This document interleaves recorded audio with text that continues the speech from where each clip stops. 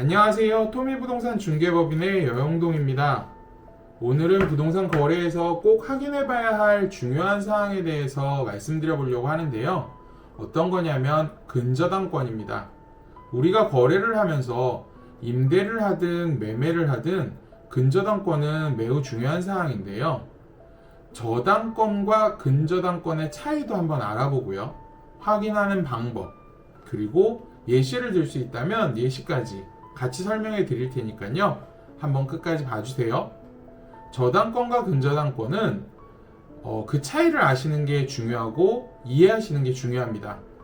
저당권은 특정 금액을 담보로 잡는 권리입니다. 돈을 갚지 않으면 해당 부동산을 경매에 넘겨서 우선 변제 받을 수 있는 거죠. 반면 근저당권은 저당권에 속해 있는 일부라고 볼 수도 있는데요. 금액이 고정되지 않고 한도를 정해서 설정하는 방식입니다. 예를 들어서 채권 최고액을 3억 원으로 정했다면 그 안에서 대출을 받고 상환을 하고를 반복할 수 있는 겁니다. 쉽게 말해서 저당권은 고정금액, 근저당권은 최고 한도가 정해져 있다고 보시면 될 것 같아요.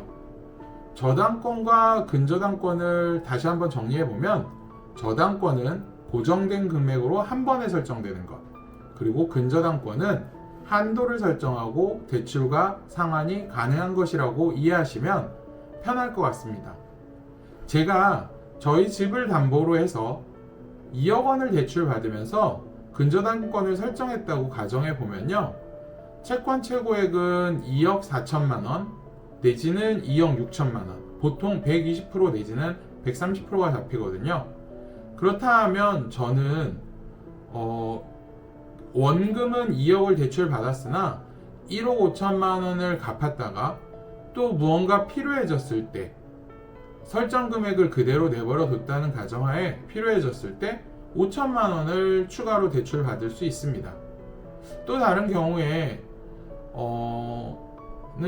부동산을 살려고 하는데 해당 물건에 근저당권이 있었습니다. 채권 최고액은 5억인데 실제 채무액은 3억 정도였다고 할 수 있죠. 처음부터 3억은 아니었겠죠. 그렇다면 아마 일부 상환을 했기 때문에 원금 3억이 남은 상황일 겁니다. 이런 상황에서는 매수자인 저는 잔금을 치르기 전에 근저당권 말소 여부를 반드시 확인해야 합니다. 근저당권을 확인하는 방법에는요. 먼저 등기부등본을 확인해 보면 됩니다. 등기부등본의 을구죠. 을구를 보면 근저당권이 설정되어 있고 명시가 되어 있을 텐데요. 채권 최고액이 얼마인지 한눈에 알아볼 수 있습니다. 그 다음으로는 채무자와 채권자를 확인해서 실제 채무액이 채권 최고액과 다른지를 확인하는 것이 중요합니다.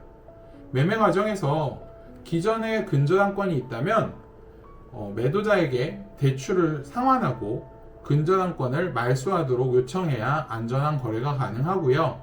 보통은 잔금일날 제가 치르는 잔금을 가지고 동시에 말소와 등기 이전을 동시에 하기도 합니다. 주의하셔야 할 것은 근저당권은 부동산 거래에 굉장히 자주 등장합니다. 채권 최고액과 실제 채무액의 차이를 확인하지 않으면 나중에 예기치 못한 금전적 손실이 발생하실 수 있습니다. 그런 거는 저희 부동산을 통해서 확인하시거나 아니면 법무사의 도움을 받게 되시면 이런 문제를 사전에 예방하실 수 있을 것 같습니다. 오늘은 근저당권에 대해서 알아봤는데요.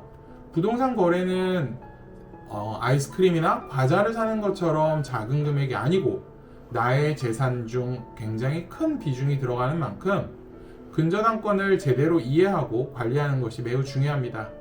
이 영상이 혹시 도움이 되셨다면 좋아요와 구독 부탁드리고 궁금한 점은 댓글로 남겨주셔도 되고 언제든 전화 주시면 저희 지역이 아닐지라도 제가 확인하여 도움드릴 수 있다면 언제든지 편하게 연락 주시면 도움드리겠습니다.